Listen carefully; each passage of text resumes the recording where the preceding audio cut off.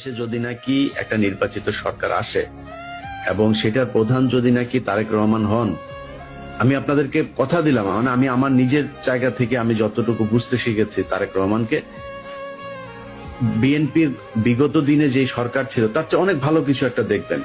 আমি আপনাদেরকে কথা দিলাম, যদি নাকি খারাপ কিছু দেখেন, যদি অন্যরকম কিছু হয়, লুটপাট হয়, তারেক রহমান বিদেশি কোনো শক্তির হয়ে কাজ করে, আমি বললাম আমি ফার্স্ট পার্সন হব যে কিনা আপনাদের সাথে দাঁড়াবো, তারেক রহমানের বিরুদ্ধে দাঁড়াবো। কিন্তু আমি এখন পর্যন্ত তারেক রহমান সম্পর্কে, তারেক রহমানের এখনকার যেই তার চিন্তা ভাবনা, তার যেসব মানুষজনের সাথে তিনি এই রাষ্ট্র নিয়ে কথা বলেন, আমি সেটা থেকে আপনাদেরকে বলছি যে তারেক রহমান একটা ভালো কিছু আপনাদের সামনে। এখন আপনি যে বিএনপি কে দেখছেন, বিএনপি এরকম থাকবে না, বিশ্বাস করেন, এরকম থাকবে না। বিএনপির অনেক নেতা আছে। কারণ এই জামাত ইসলাম আর আওয়ামী লীগের মধ্যে কোনো পার্থক্য নাই। ওরা ভারতীয় চর, তোমরা পাকিস্তানি চর।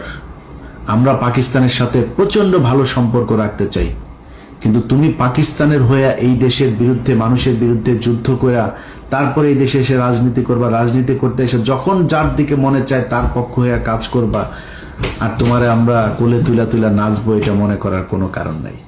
জামাতের আমিরের সাথেও কথা হয়েছিল ডাকসু নির্বাচনের পরে, ওইখানে বিএনপির কোনো লোকজন ছিল না। আমি ওনাকে বলেছি যে ভাই, আমার মনে হয় এই মুহূর্তে বিএনপির ক্ষমতায় আসা উচিত। আমি ডাকসুতে আপনাদের পাশে ছিলাম, কিন্তু আমি জাতীয় নির্বাচনে আমি এখনো চাই বিএনপি ক্ষমতায় আসুক। কারণ এই যে একটা যে সময়টা যাচ্ছে, এই সময়টাতে আন্তর্জাতিক বিশ্ব যেন আমাদেরকে ইসলামী কোনো ট্যাগ দিতে না পারে, এটার জন্য আমাদেরকে ইতে আসা উচিত। বিএনপির ক্ষমতায় আসুক, বিএনপি ভুলভাল করবে 5 বছর পরে, তারপর জামাত ক্ষমতায় আসুক, এই 5 বছরে বাংলাদেশ গুছিয়ে নেবে।